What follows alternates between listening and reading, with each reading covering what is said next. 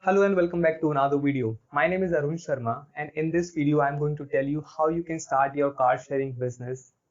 And you must be wondering, what is car sharing and how does it different from other classical rental services? How do we start this business? How does it work, whether it is viable or not, and how does it work, and how do we go through this application stuff and so on. So there are so many things and there are so many peculiarities and so many questions you must be having right now. So I'm going to clear all those questions for you, and I'm going to explain how you can start this business normally. And this is a very profitable business. It's currently booming everywhere in the world and people are liking it because it provides a lot more flexibility, and it is really good.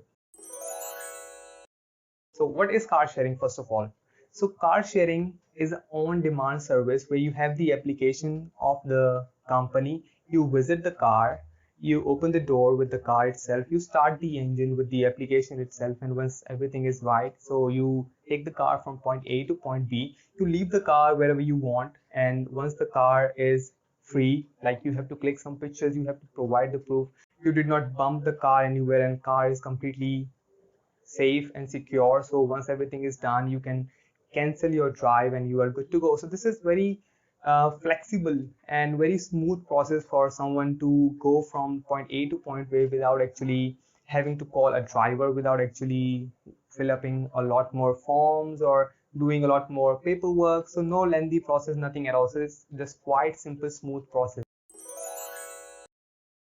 First of all, let us try to understand how is it different from classical car rental services and the new car sharing model that I'm talking about. So the classical approach was very old approach. The way companies were operating, they used to fill up a lot more forms. They would send somebody home to verify all the documentations like driving license, insurance, a lot of other stuff. So it's a lengthy process altogether, and as well as a lot more manpower is required, a lot more physical connection is required, and a lot more time is required, as I mentioned. So it's a very lengthy process, and you also have to deposit some money initially when you take the car home. So it's a very lengthy process, no technology at all. And when the technology is integrated into this entire process and everything in operations, then it becomes car sharing. And how it is different. So you have the cars sitting everywhere in the city, and you have the application to look for the location of the car. You can choose the car model, you can choose the fuel, how much fuel does it have, so how long you are going to drive the car, so it depends on that. And once you have chosen everything, you can visit the car, you can unlock the car, you can take the car. It's just like that. So the process is very smooth, the process is very short, so no lengthy, no paperwork, nothing at all. So you save a lot more time.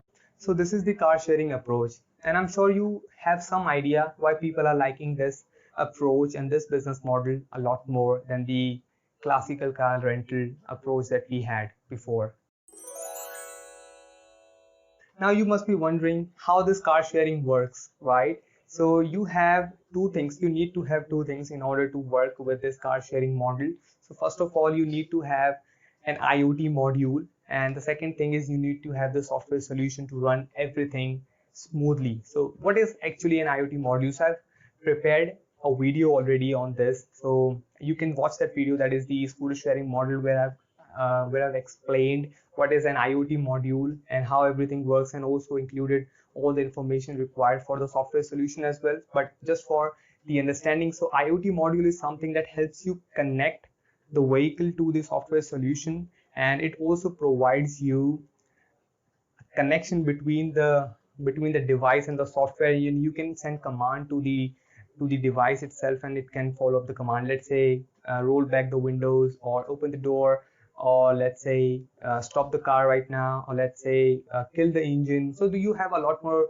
control within the car when you have the IoT module installed in the cars, because people are going to drive your car, right? And you will not have any control. You do not have any chauffeur in the car at the moment. So you have to have some kind of technology support backing your car every single time, so you can control the speed, you can control the location, you can control the doors, you can control the electricity, headlights, and you can control the engine. That's the more important thing. So you can kill the engine whenever you feel like your car is going in off direction and you do not have the permission to go in that direction for the driver or for that user. So that is something you have.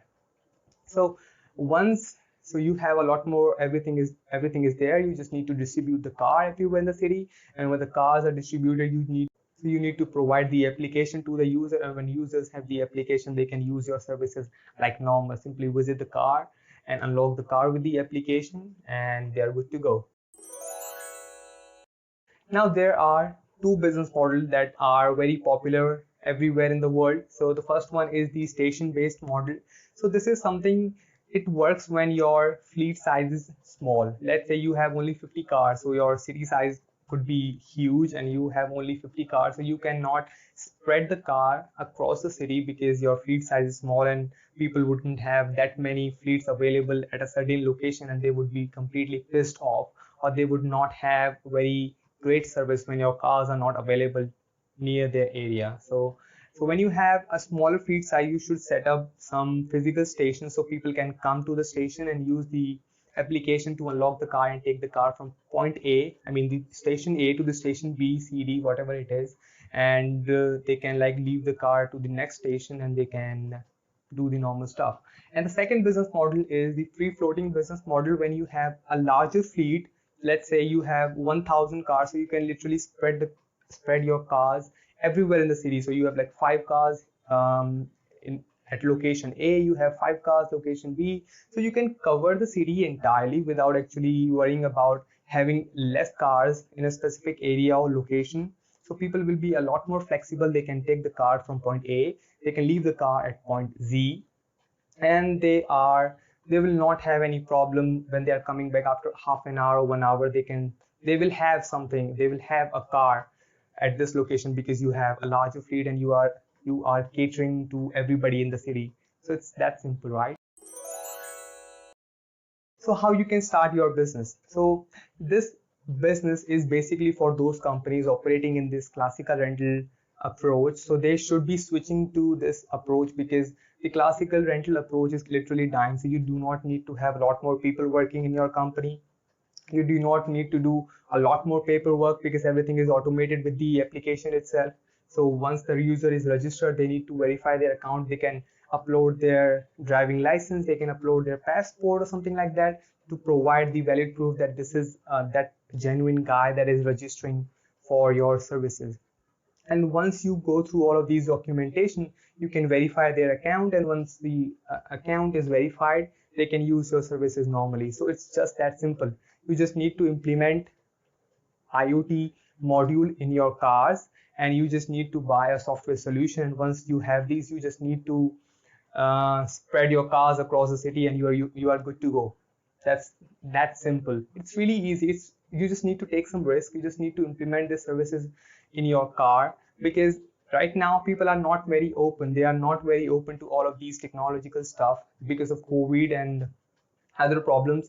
But you need to open up. You need to look for other areas where you can expand, where you can actually flourish your business, where you can expand your business, where you can integrate, whether you can look for other areas. So that is something you should be doing. And especially when it comes to using technology in your company, you must use technology, especially at this time when the social distancing are in place. So you cannot literally visit the user's house to verify the documents and everything.